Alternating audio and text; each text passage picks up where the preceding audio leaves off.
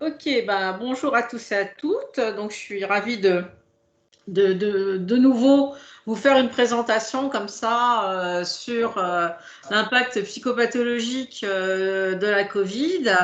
Et donc, ce soir, on va plus particulièrement parler des jeunes, parce que c'est vrai qu'actuellement, dans la presse, tant médicale que la presse, je dirais, plus généraliste, on parle beaucoup de l'impact de cette pandémie sur notre jeunesse. Et je pense que vous allez avoir dans vos consultations des jeunes qui vont venir avec des difficultés par rapport à cette problématique de pandémie. Alors, un petit rappel donc sur ce qu'est déjà l'adolescence. Bon, moi, j'aime bien toujours, lorsque je parle de psychopathologie, de quand même planter le décor, de voir que il y a des phénomènes qui sont tout à fait normaux au niveau psychopathologique à l'adolescence, mis à part en plus finalement de la problématique de la Covid. Donc tout d'abord, l'adolescence, c'est quand même une phase de transition entre l'enfance et l'âge adulte, où apparaissent de nombreux troubles psychologiques, voire psychiatriques. Donc ça aussi, c'est important parce que c'est déjà une phase où il y a beaucoup de problématiques de santé mentale dont on commence à parler, dont on commence à prendre en charge.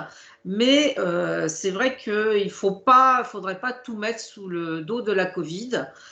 Comme on peut voir, il ne va pas bien, c'est à cause de la Covid. Non, il y a peut-être d'autres problématiques que la Covid.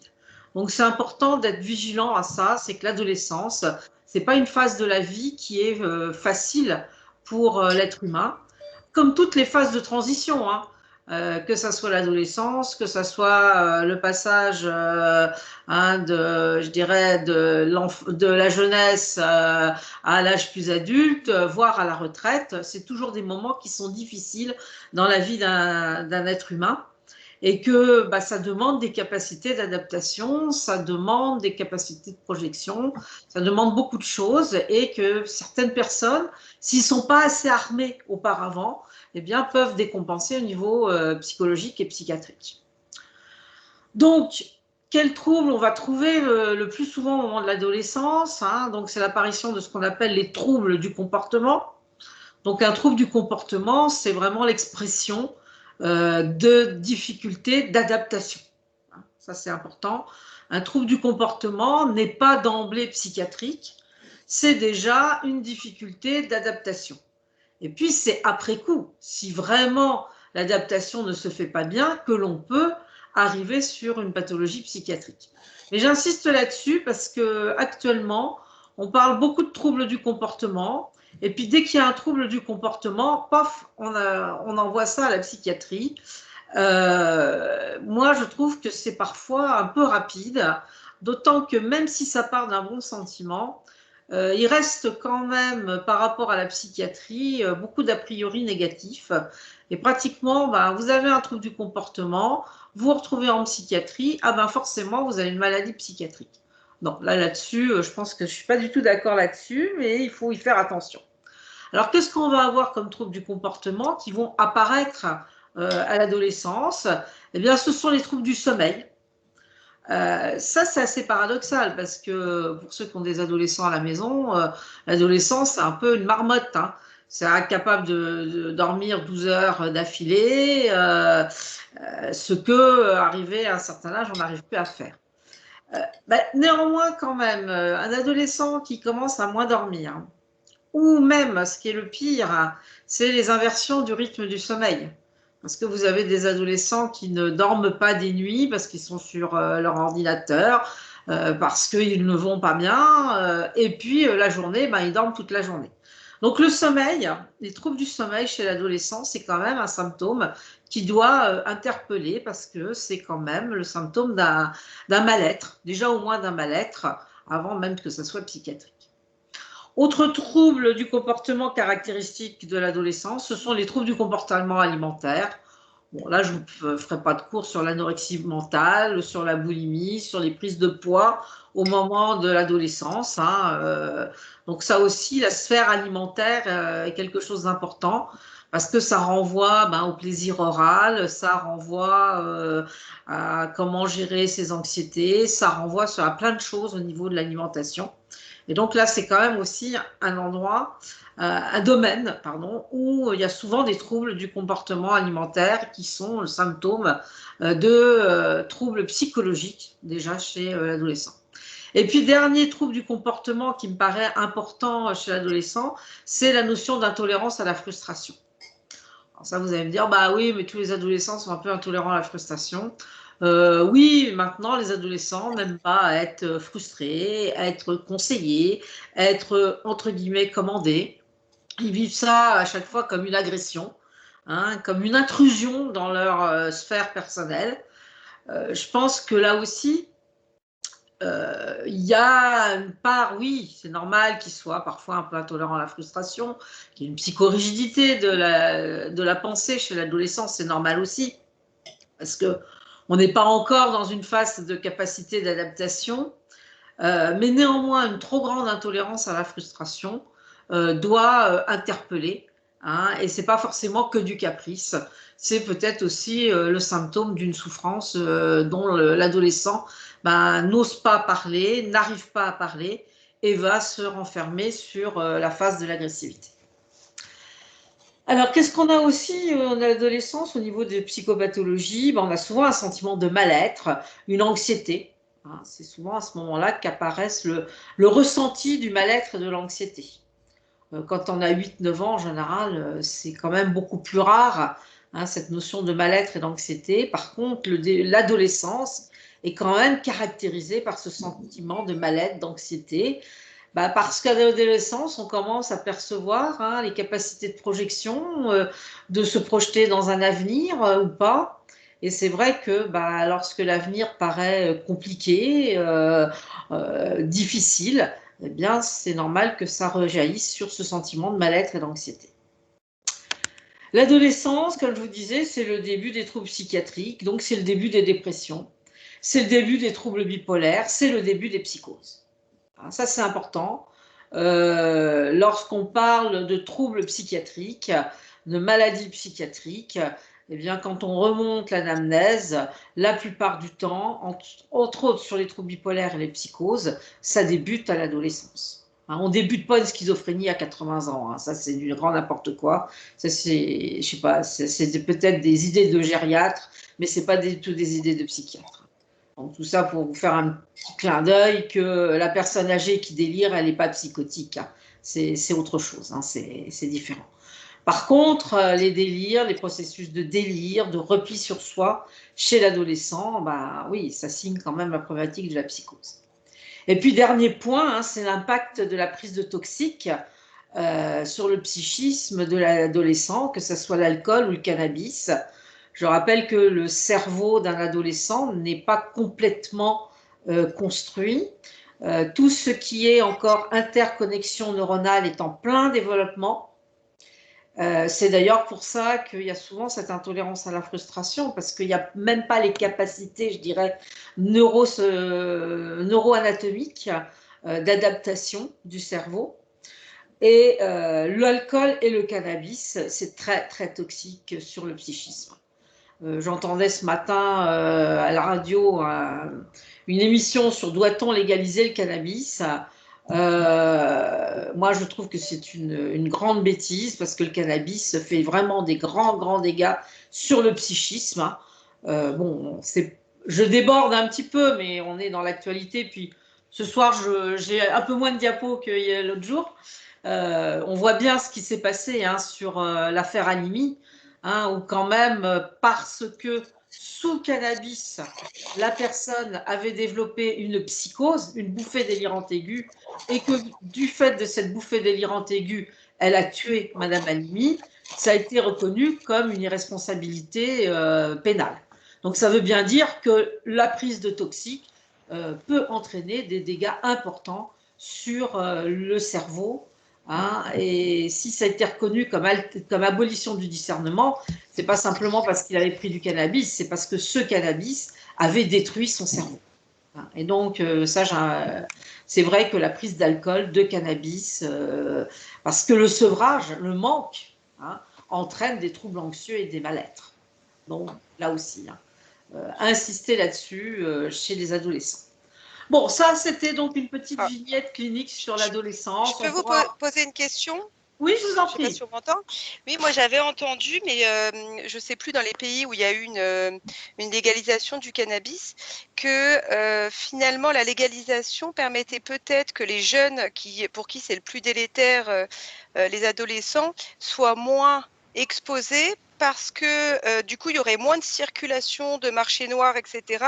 Et que, comme pour l'alcool, hein, je pense que les jeunes ils veulent se procurer de l'alcool, même si c'est légal que chez les majeurs, ils peuvent quand même, mais que finalement, il y avait moins d'accès et donc peut-être moins de portes aussi vers d'autres drogues si c'était contrôlé. Mais je crois que je ne sais plus dans quel pays j'avais vu qu'ils avaient fait des études sur le après, mais bon, ce n'est pas forcément les mêmes populations que nous non plus, quoi. Oui, là-dessus, moi, je serais très, très prudente. Bon, on fait une petite parenthèse, hein, mais on est là aussi pour échanger. Il faut bien penser que le cannabis, c'est quand même le pain béni des trafiquants de drogue, que ces gens-là ont les meilleurs chimistes du monde, sont très intelligents, et que vous pensez bien que si on commence à ne plus avoir le cannabis, ne plus faire partie de trafic, et ben, ça sera remplacé par autre chose. Et d'ailleurs, dans l'émission, des drogues de synthèse. il y avait un policier, il y avait quelqu'un un commissaire de police des stupes qui disait mais c'est une aberration de dire ça parce que de toute façon il y a le goût de l'interdit, hein, et qu'à ce moment-là, bien les jeunes se rabattront sur des drogues de synthèse qui sont encore plus délétères que le cannabis sur le psychisme. Ça c'est la première chose. La deuxième chose, je dirais que actuellement, le tabac, par exemple, est légalisé. Hein, il y a un trafic de cigarettes monumental. Donc, légaliser le cannabis ne permettra pas d'arrêter aussi les trafics. C'est-à-dire qu'on ne s'en rend pas trop compte, mais le trafic de cigarettes est quelque chose de fantastique. Hein. Donc, bon, moi, je suis personnellement tout à fait contre la légalisation du cannabis parce qu'on voit ce que ça fait sur le psychisme des jeunes. Hein, et ça sera encore plus leur donner l'impression que c'est pas dangereux. Oui, mais, un gamin qui m'a dit ah mais de toute façon de toute façon on devrait légaliser le cannabis parce que vous voyez bien on le légalise, c'est pas dangereux. C'est envoyer un message que c'est pas dangereux. Ce à quoi je veux répondre ça tue moins que le tabac. Hein. Oui. Ce à quoi je termine Patrick et je te laisse la parole après. Ce à quoi j'ai répondu d'un petit ton acerbe que la morora a été légalisée, mais que c'est quand même dangereux. Hein. Donc voilà, la notion de légalisation et de dangerosité, moi je pense que c'est pour justifier de cette légalisation, mais je ne pense pas que ça soit une vraiment bonne idée. Mais je crois que c'est plutôt une idée politique de faire jeune, de dire oh ben non, c'est pas grave, hein, de donner du cannabis aussi à visée antalgique. On sait bien déjà que c'est pas le même cannabis et puis que c'est très très encadré. Hein, et que là aussi, hein, le cannabis à visée antalgique donne aussi des troubles sur le psychisme, comme je dirais aussi les opiacés à visée antalgique peuvent donner des troubles sur le psychisme. Je t'écoute, Patrick. Oui, non, ce que je voulais revenir, c'est un petit peu notre message de préventologue vis-à-vis de notre jeunesse. Hein, que comment peut-on faire pour qu'ils ne mettent pas le pied dans ces comportements un petit peu déviants, que ce soit le tabac, les drogues douces ou légères, hein, douces ou plus dures, ou bien le problème d'alcool également, parce que finalement on voit qu'ils savent associer tout ça, hein, et que actuellement, c'est tout. Moi, je suis un ancien fumeur, mais j'ai payé largement le prix de mes erreurs, et actuellement, je me pose question de savoir comment il faut faire pour qu'ils mettent pas que nos jeunes ne mettent pas le pied là-dedans. Hein. Mais le cannabis, tu as tout à fait raison, mais enfin, en tant que prenant en charge des gens un petit peu avec des douleurs chroniques en fin de vie et tout ça, c'est vrai que ça peut rendre service à certains, mais il ne faudrait pas que ça soit des usages, des mésusages de choses comme ça. Hein. Voilà ce que je voulais dire. Hein. Donc voilà pour ce qu'on peut, on pourrait en parler encore longtemps. Ça fera peut-être l'objet d'un autre webinaire. Alors, Oui. les mécanismes psychopathologiques, donc on va se recentrer sur ce problème de confinement et de pandémie, et quels sont les mécanismes psychopathologiques que l'on peut relever à travers cette problématique de pandémie. Alors déjà, bon, on en a parlé la dernière fois, bon, ce qui est très important, c'est déjà l'absence de liens sociaux. Les liens sociaux font partie du développement de l'être humain. C'est nécessaire pour la construction du cerveau. Un sujet qui n'a aucun lien social, un enfant qui n'a aucun lien social, aucune stimulation de l'extérieur, eh bien, ne peut pas développer son cerveau. Donc, c'est très important pour la construction du cerveau. C'est très important justement aussi pour l'ado. Le lien social chez l'adolescent est très, très, très, très important. Donc, c'est absolument nécessaire. Et finalement, le risque d'absence de liens sociaux, eh bien, ce sont les troubles anxieux. C'est sûr que quand on est tout seul chez soi à ruminer toute la journée, ben, on développe de plus en plus une anxiété chronique. C'est la dépression. L'absence de stimulation, le renfermement sur soi entraîne les processus dépressifs. Je raconte toujours l'histoire, comment on rend dépressif des petites souris pour tester les antidépresseurs. Eh bien, on met la petite souris toute seule dans sa caisse et puis on ne s'en occupe pas. Eh bien, au bout de 8 jours, elle développe une authentique dépression avec une baisse de la sérotonine. Et on se rend compte que quand on donne un antidépresseur sérotoninergique, elle va beaucoup mieux. Donc ça, c'est là aussi. C'est le suicide. L'absence de liens sociaux, la destruction des liens sociaux sont la cause de beaucoup de suicides actuellement chez les adolescents. Quand on reprend pourquoi l'adolescent est passé à l'acte suicidaire, pourquoi il a eu des idées noires, eh bien, on voit tout de suite une absence de liens sociaux ou des liens sociaux qui sont perturbés. Je fais référence à tous ces phénomènes de harcèlement qui sont finalement une perturbation des liens sociaux. Et puis au pire, c'est la schizophrénie. Parce que le renfermement sur soi peut entraîner des processus de psychose. Ça peut être un signe d'entrée de la schizophrénie, mais ça peut aussi entraîner des signes de psychose. Et il y a même un syndrome japonais qui s'appelle le syndrome de Takashi-Yami, ou je ne sais plus trop comment, qui est en fait cette forme de schizophrénie qui fait que le jeune est renfermé complètement chez lui, dans sa chambre, et ne vit plus sur l'extérieur qu'à travers son écran d'ordinateur.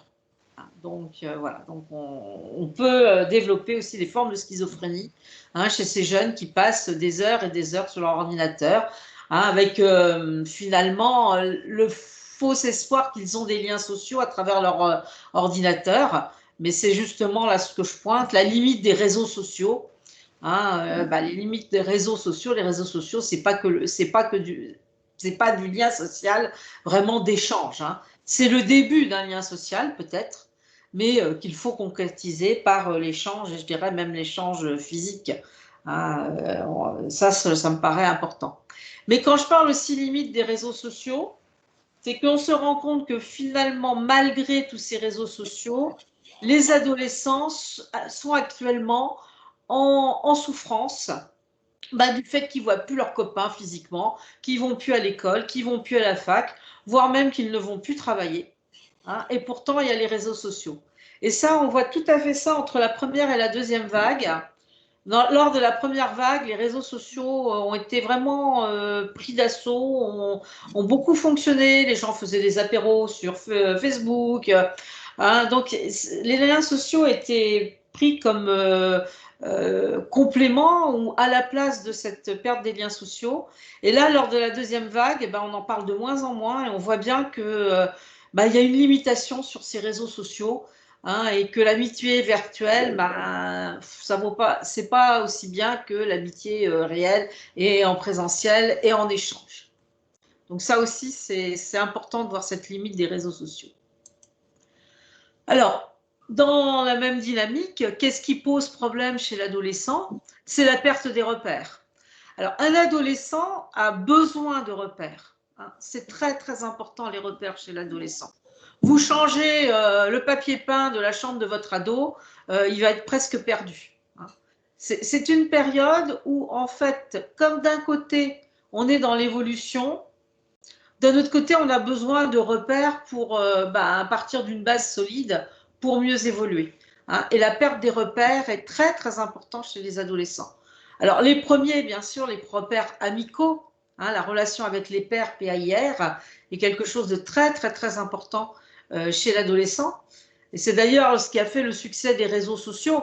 Hein, c'est qu'en plus des amis que l'on peut voir au collège, au lycée, à la fac, eh bien, on en a d'autres hein, un peu partout dans le monde. Et c'est ça qui a fasciné quand même les réseaux sociaux. Hein. Cette notion que finalement, à travers ça, on pouvait se faire d'autres amis, mais le plaisir aussi de se retrouver entre amis.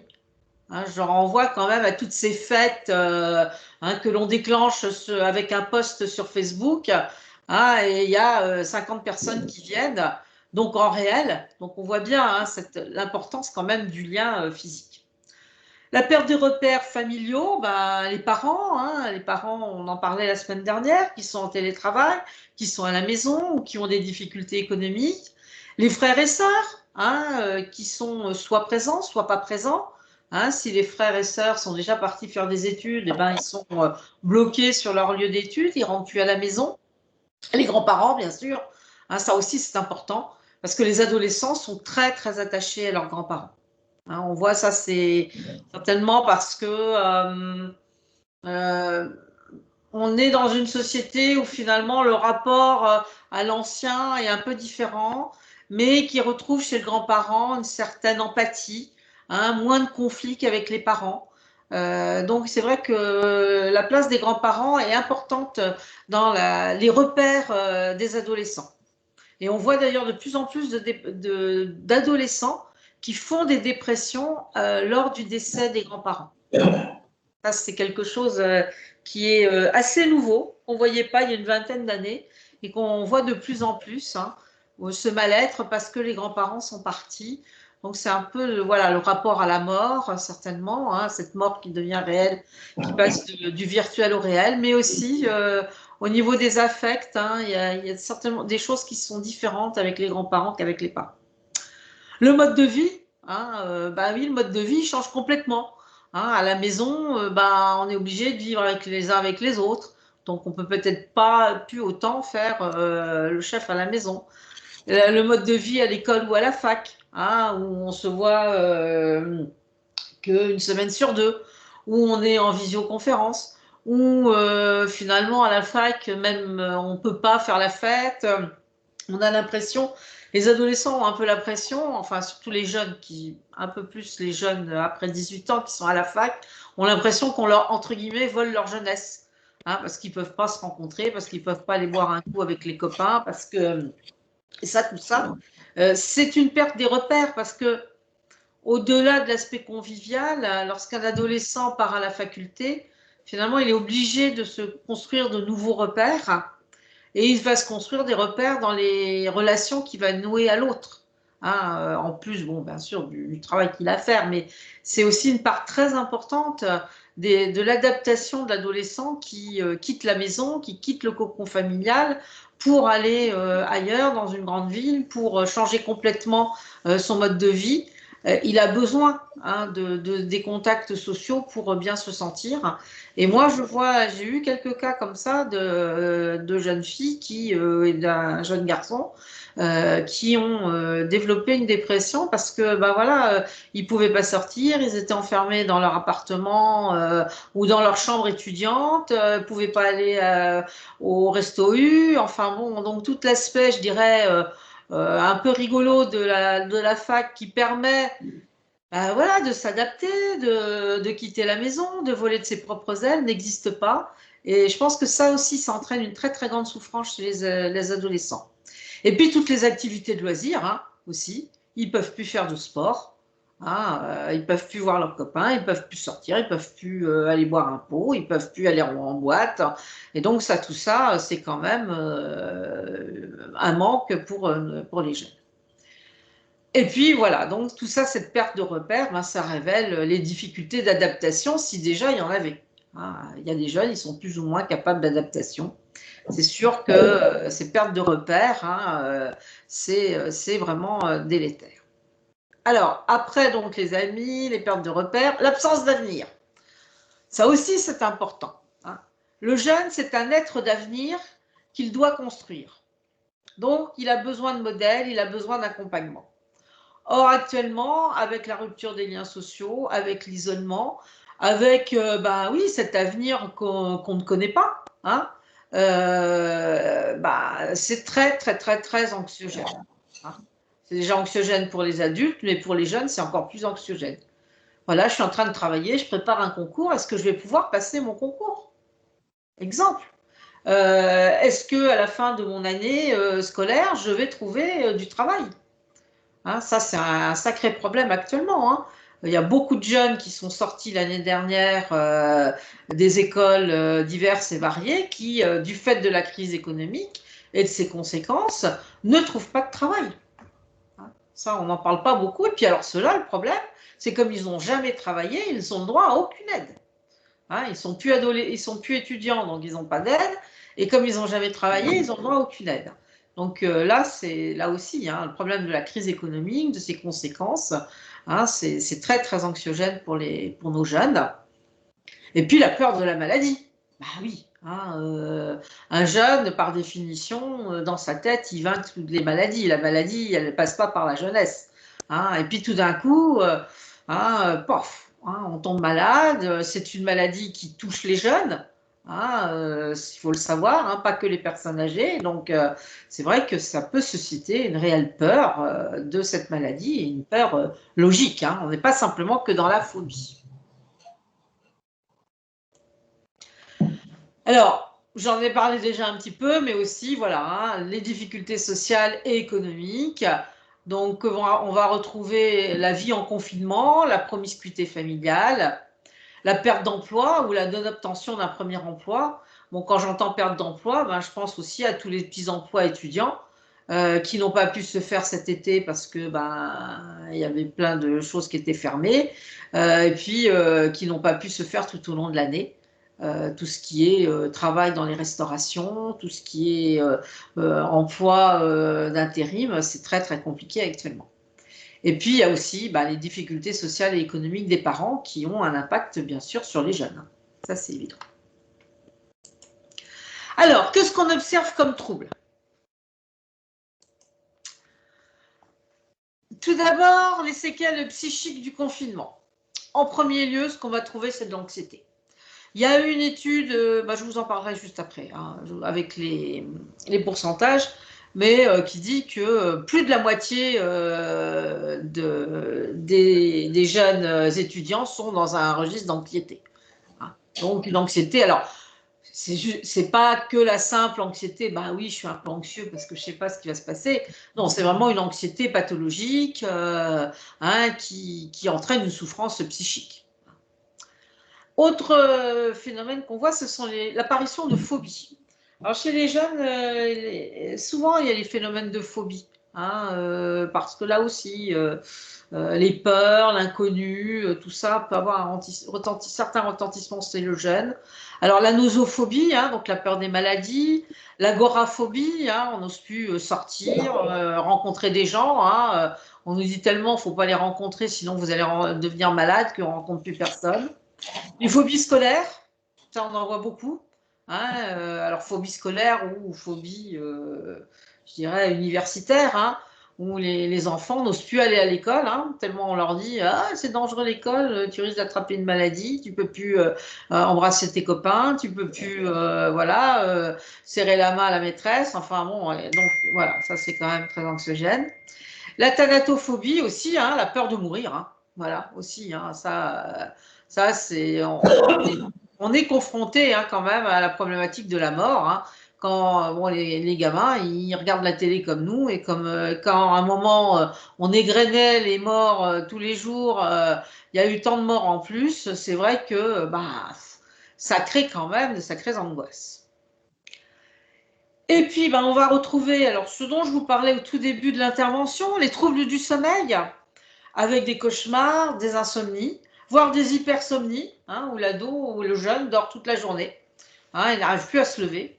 Et puis cette inversion du rythme nictéméral, alors là, on le voit beaucoup, beaucoup chez les ados hein, ou les jeunes, qui fait qu'on vit la nuit et on dort le jour. Et puis en plus, comme on a pu aller à l'école ou aller à la fac, eh ben, ça ne pose pas de problème. Et puis les troubles du comportement alimentaire, soit un manque d'appétit, ah ben non, j'ai plus faim, j'ai plus envie de manger, j'ai peur. Le grignotage, hein, alors ça aussi, hein, on a un sacré problème parce que comme on a pu aller manger à la fac, au niveau du resto universitaire, comme on peut plus se rencontrer, eh bien, les ados mangent pas bien, grignotent, et aussi comblent leur anxiété, leur ennui, leur peur, etc., par le grignotage. Donc, et puis avec les prises de poids, etc., enfin tout ce que l'on peut imaginer. Donc voilà, dans les pathologies psychiatriques, qu'est-ce qu'on va observer? Alors ça, c'est une étude qui a été faite sur un échantillon d'adolescents à Nice. Il y avait à peu près 3000 étudiants quand même. Et on a posé la question, comment se sentaient les jeunes? Alors déjà, plus de 50% ont répondu qu'ils ne se sentaient pas bien. Hein, donc voilà. Donc déjà, c'est quand même assez révélateur. Et puis au niveau des troubles psychiatriques, qu'est-ce qu'on a trouvé? Alors, dans 20% des troubles anxieux généralisés, des attaques de panique. 30% quand même de dépression. 20% d'état de stress post-traumatique. Alors, pourquoi état de stress post-traumatique? Eh bien, c'est vraiment lié à cette peur de la mort. Le stress post-traumatique, c'est cette pathologie qui apparaît lorsque l'on voit, entre guillemets, la mort de près. Et donc, cette crainte de la mort, le traumatisme de la maladie peut entraîner des états de stress post-traumatique. Alors, moi, j'ai vu, par exemple, une jeune aide-soignante présenter un état de stress post-traumatique tout à fait caractéristique. C'était son premier poste d'aide-soignante, elle travaillait dans une maison de retraite, il y a eu une vingtaine de morts. Elle a été complètement perturbée par ça parce que pas préparée. Avoir autant de morts d'un coup, même dans une maison de retraite. Et puis, avec sa jeunesse, une certaine affinité avec les jeunes, les mamies, pardon, et les personnes âgées. Et puis aussi, voilà, l'impression qu'elle faisait pas bien son travail et elle a développé un état de stress post-traumatique tout à fait typique où elle pensait plus qu'à son travail, elle était obnubilée par ça, elle ne parlait plus que des personnes âgées qui étaient décédées. Et puis, dès qu'elle passait à côté, elle s'est mise donc en arrêt de travail. Et maintenant, elle développe même une phobie par rapport au lieu de travail. Et elle se sent absolument pas apte à reprendre son travail dans cette maison de retraite. Et même, elle se pose la question, va-t-elle pouvoir faire son travail d'aide-soignante? Donc, vous voyez, on est vraiment même dans un état de stress post-traumatique. Les tentatives de suicide. Une étude, je crois, anglaise, montre qu'il y aurait plus de 15% de plus de tentatives de suicide chez les jeunes actuellement, du fait de ces angoisses autour de la Covid. Bien sûr, les troubles de l'adaptation, c'est-à-dire que l'irritabilité, les troubles du comportement, les états anxio-dépressifs, tout ce qui est troubles de l'adaptation, l'impossibilité de s'adapter à la situation. Par contre, pour l'instant, nous n'avons pas trouvé d'incidence sur la psychose. C'est-à-dire que les études, ça fait 1 an qu'il y a ce genre d'études. Pour l'instant, on n'a pas vu plus de développement de schizophrénie que dans la population habituelle. Donc, pour l'instant, pas d'incidence sur la psychose. Mais je dis pour l'instant, on se verra peut-être plus tard. Alors, il y a aussi cette notion de traumatisme cumulatif. C'est-à-dire que voilà, on est dans des traumatismes de la pandémie, mais il y a le Covid, mais il n'y a pas que. Alors, ce qu'il faut savoir, c'est que lorsqu'il y a des traumatismes qui sont vécus dans l'enfance, mais j'aurais dû dire aussi dans l'adolescence, il y a beaucoup plus de risques de développer une pathologie psychologique, voire psychiatrique, que si vous n'avez pas vécu de traumatisme pendant votre enfance ou votre adolescence, du moins dans le début de l'adolescence. Donc là, c'est pour ça il va falloir être très vigilant, qu'à la fin de notre pandémie, de récupérer les ados et puis d'en parler, d'arriver à apaiser les adolescents. Autre traumatisme cumulatif, bon, je me répète, mais c'est important pour les adolescents, les parents. Hein, c'est donc les difficultés sociales et économiques des parents qui vont, qui réagissent sur le jeune. Le décès d'un proche, là aussi, hein, première peut-être parfois confrontation avec la mort d'un proche. Souvent, en plus, c'est des morts qui sont rapides, hein, non prévisibles, qui empêchent, parce que actuellement, avec toutes les mesures de confinement, on ne peut plus faire tous les rites funéraires qu'on faisait avant. Donc là aussi, hein, c'est très, très traumatisant. On a vu augmenter la problématique des violences domestiques, des problématiques de maltraitance, hein, aussi. Le problème du décrochage scolaire universitaire, ben oui, il y a des ados, des jeunes qui n'arrivent pas à s'adapter, à suivre des cours en webinaire. Hein. C'est parce qu'il faut se donner le courage de se mettre devant un écran et qu'à la limite, c'est peut-être beaucoup plus rigolo d'aller jouer à Pac-Man. Enfin non, ils ne jouent plus à Pac-Man. Hein. Enfin, d'aller jouer à autre chose sur l'ordinateur. Hein. L'ordinateur est souvent investi chez l'ado comme un objet de loisir, de plaisir. Hein, ce n'est pas un objet pour travailler. Hein, ça aussi, il faut le savoir. Hein. Les ados, pour eux, l'ordinateur, c'est pour jouer, c'est pas pour travailler. Et puis souvent, d'ailleurs, les parents mettent des limites. Hein, tu iras sur l'ordinateur voilà, 1 heure, 2 heures, mais pas plus. Hein, donc, c'est pas l'objet pour travailler. Et là, ça devient un objet de travail. Donc aussi, c'est pas forcément facile pour les jeunes ados et les enfants.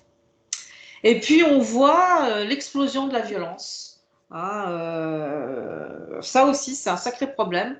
Il y a eu quelques articles, hein, justement, entre autres, j'ai lu dans Le Monde, où se posait la question hein, de ces explosions de violence qui existaient avant la pandémie. Hein. Je ne dis pas que c'est que à cause de la pandémie qu'il y a la violence, mais malgré tout, il y a un peu ce sentiment que la pandémie vient encore en rajouter hein, dans la problématique de la violence que l'on voit apparaître chez les adolescents. Donc, voilà. Alors, quelle prise en charge? Voilà, rapidement. Bon, je vais être assez rapide et puis après, on va pouvoir en discuter. Moi, je pense que déjà, il faut être informé et savoir repérer. C'est pour ça que c'est intéressant qu'on en parle ensemble. Et repérer, ben oui, voilà, si le jeune ne va pas bien, si ça ne se passe pas bien, eh bien, il faut le repérer. Autre chose qui est très importante, le jeune ne doit pas rester isolé. Ça, c'est hyper important. Un jeune qui, de toute façon, s'enferme dans sa chambre et n'ouvre plus à personne, eh bien, c'est inquiétant. C'est inquiétant. Hein. Le décrochage scolaire, le décrochage universitaire avec le jeune qui se renferme à la maison, c'est vraiment très, très, très, c'est inquiétant et ça ne doit pas se laisser perdurer. Alors, où orienter? Bon, le président de Résadom, donc, qui s'occupe aussi de la maison des adolescents, on ne peut pas être parmi nous, il aurait pu vous en parler.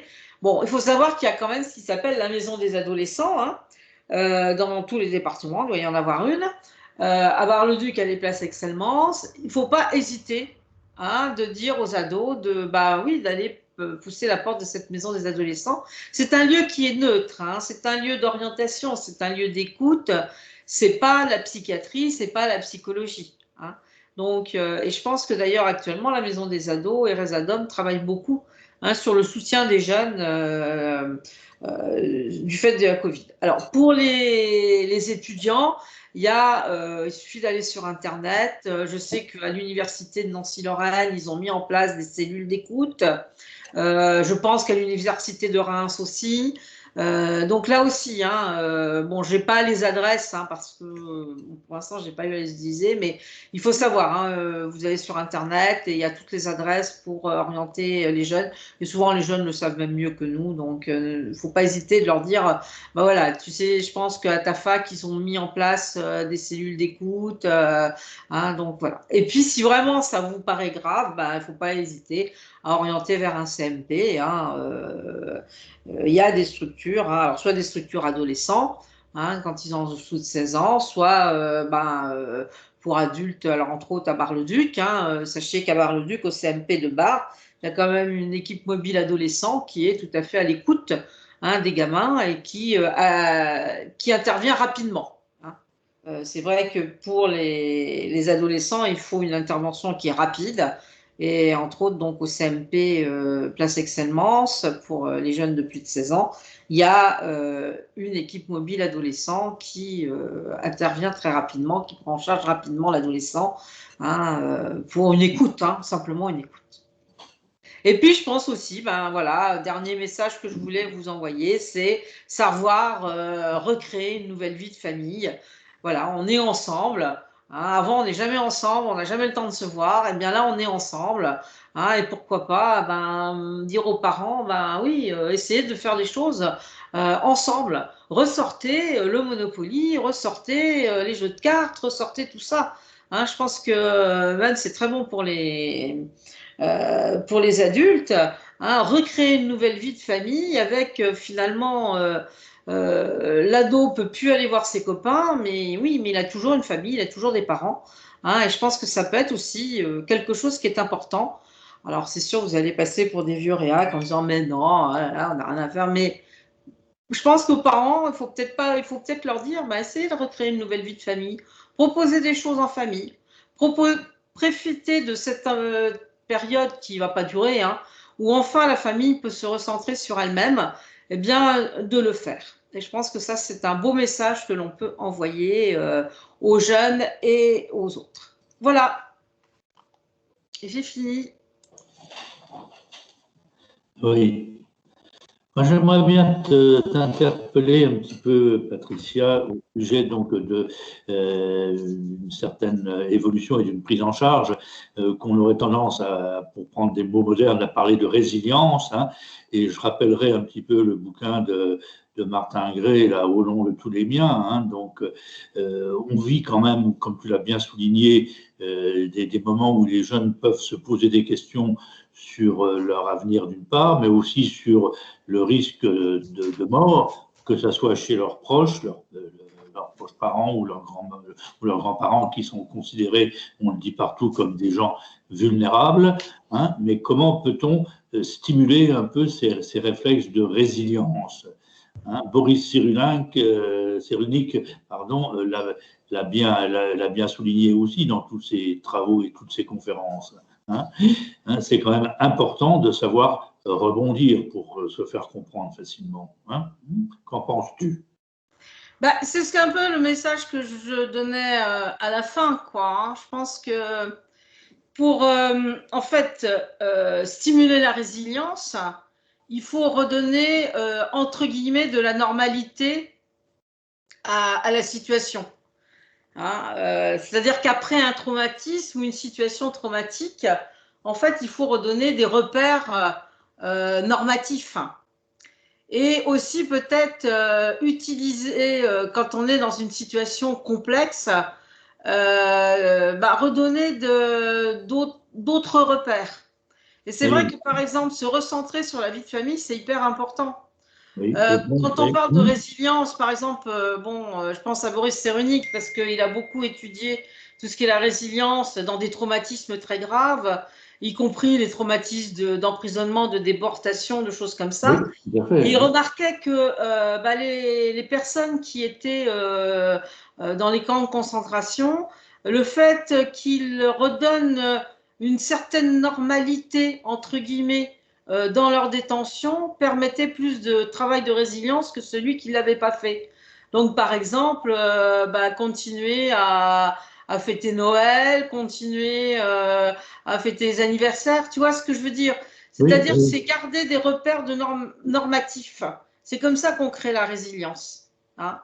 Et je pense que c'est important de trouver dans cette situation qui est compliquée, qui est difficile, peut-être aussi la fait de choses qu'on ne ferait pas s'il n'y avait pas ça.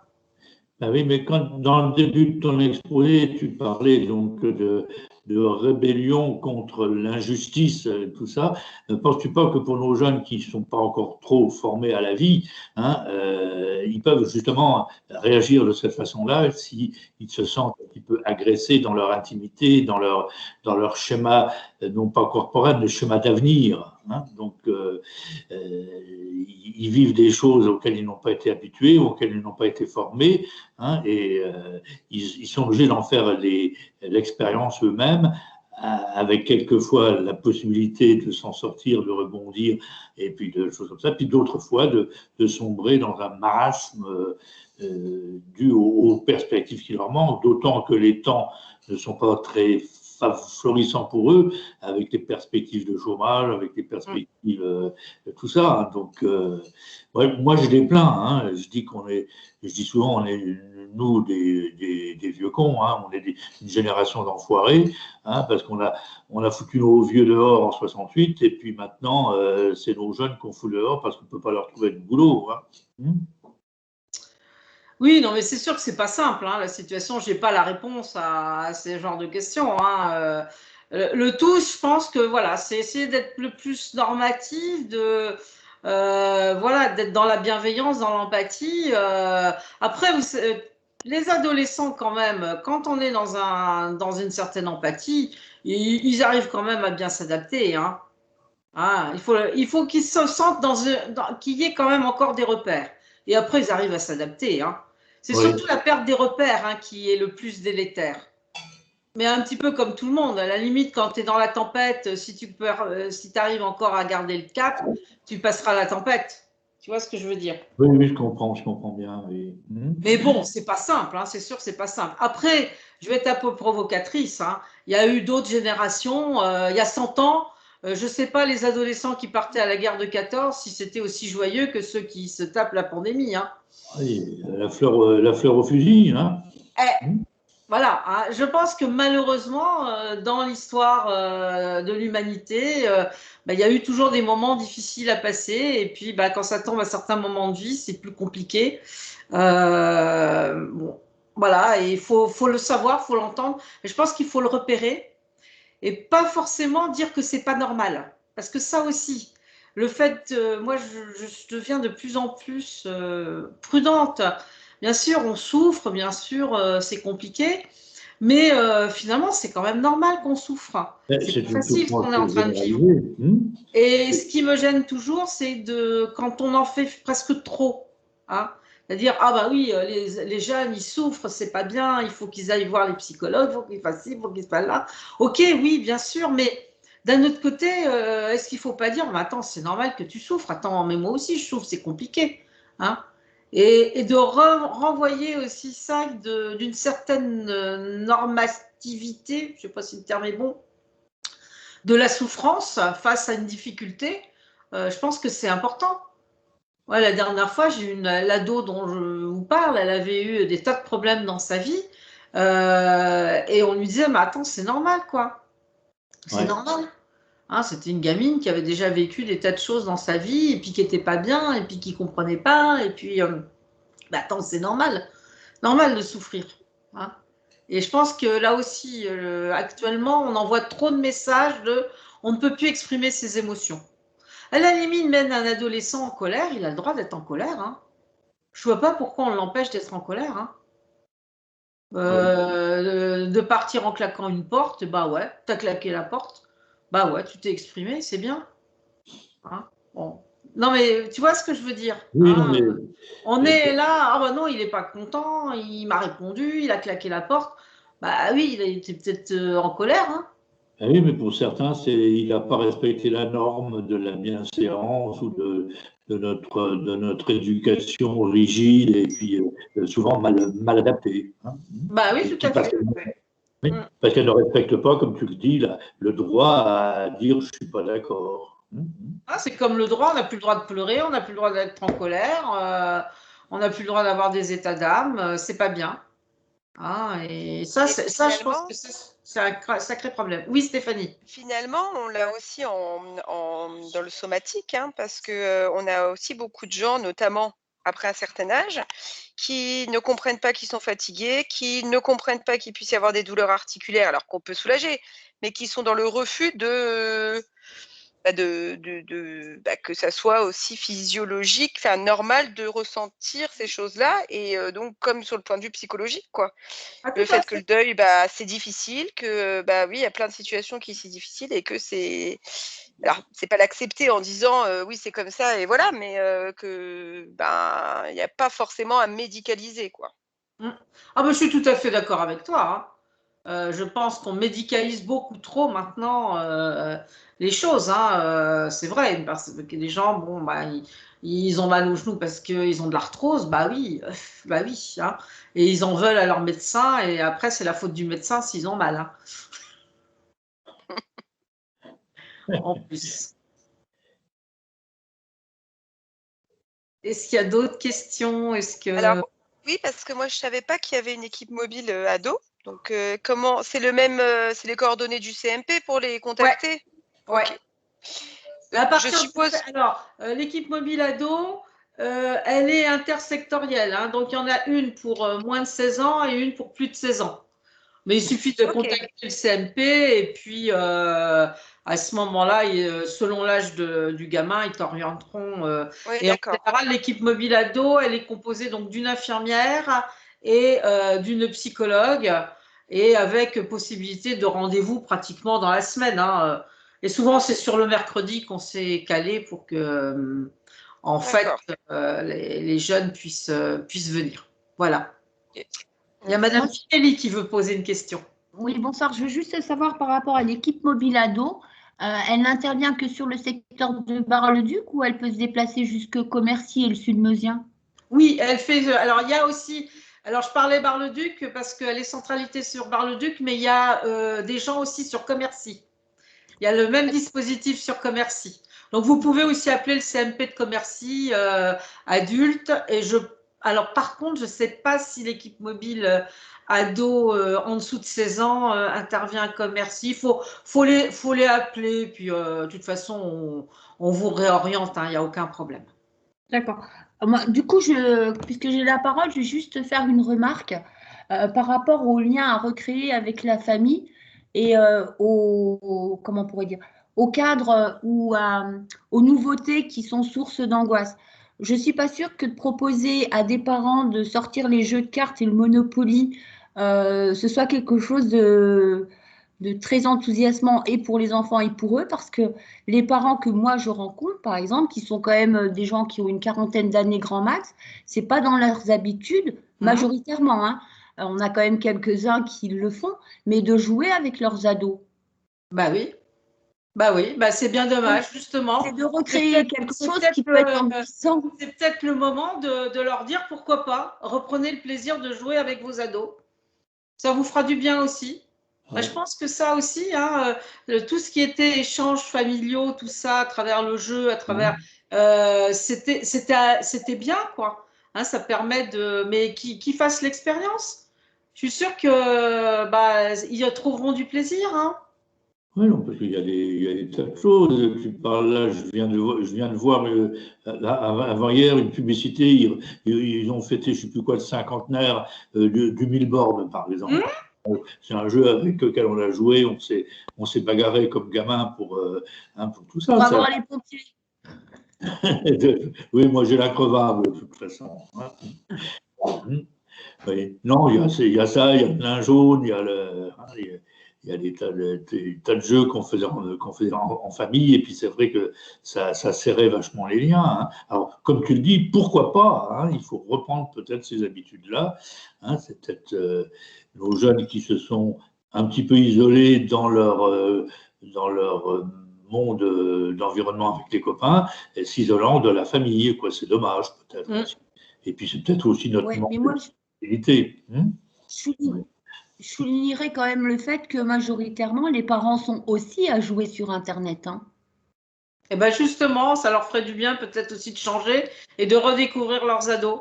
Et que peut-être justement les problèmes aussi relationnels avec les ados viennent aussi d'un peu de ça, de l'image qu'ils donnent aux ados, hein. Hein, l'image d'un parent qui est sur Internet, forcément, l'ado va pas comprendre que le parent lui dise bah non, faut pas que tu y ailles. Hein. Après, bon, mais ça, j'ai envie de vous dire, c'est des conseils que l'on donne. Hein. Après, ils en font ce qu'ils veulent. Hein. C'est le même genre de conseils que l'on peut donner si, je sais pas, s'il y a un problème alimentaire, s'il faut qu'ils maigrissent, faire un régime, ou après, ils font ce qu'ils veulent. Hein. Mais je pense que ça peut être quelque chose qui peut être tout à fait constructif et important pour les jeunes et puis aussi pour les parents. Après, ce que vous dites, c'est le paradoxe, c'est que quand on voit les pubs au moment de Noël où toute la famille joue autour de jeux familiaux, bah, pourquoi pas reprendre ces jeux familiaux, hein, hein, que ça soit le Monopoly, que ça soit le 1000 bornes, pourquoi pas. Hein. C'est des intemporels, hein, et je pense que c'est bien, c'est important de retrouver des choses nouvelles, reprendre des choses nouvelles finalement. Peut-être qu'ils auront cette image que bah, quand ils étaient un peu plus confinés, bah, ils jouaient au Monopoly, ce qui ne les empêchera pas après, quand on retrouvera de la liberté, qu'ils reprennent leur console, hein, ou pas, ou pas. Mais casser peut-être, en profiter pour peut-être casser des mauvaises habitudes qui ont quand même un impact actuellement sur cette période de confinement. Ah, ça c'est quand même indéniable.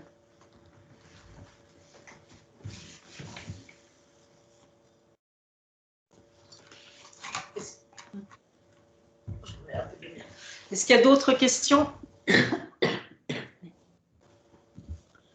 Non. Oui, non, c'est Bon, bah écoutez. C'est intéressant. C'est très bien. Pas plus de consommation d'alcool par rapport aux jeunes que par rapport aux plus vieux? Pas plus, non. Non, non, non, non, non. Alors là, c'est aussi peut-être l'aspect peut-être un peu plus positif. Alors dans les études que j'ai pu lire, non, justement, ils n'ont pas retrouvé de plus de consommation de drogue et d'alcool, mais parce que je pense que l'adolescent, enfin le jeune, n'a pas l'alcool solitaire. Hein. C'est souvent plus l'alcool festif bah et tiens, le partage. Hein. Moi, à force de prendre l'apéro tout seul le soir, bah, je viens d'attraper le verre solitaire. Hein. Oui, bon, ça je sais. Oui, oui, oui. Oui, oui, mais là, oui, par contre, il semblerait que. Alors, par contre, plus de grignotage. Bon, ils font plus de sport, alors les prises de poids, ça c'est sûr. Mais non, pas plus de consommation de toxiques. Parce que chez les ados, en général, c'est plutôt dans le partage et l'aspect festif. Oui, Hein, le côté festif et le côté vie en commun. Hein. Ouais. C'est la fête du samedi soir où on va boire. Jusqu'au lundi matin. Voilà, jusqu'au lundi matin, exactement. Ouais.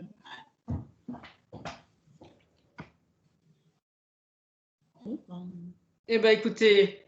Merci Patricia. Merci Patricia. Ma foi, ce fut un plaisir.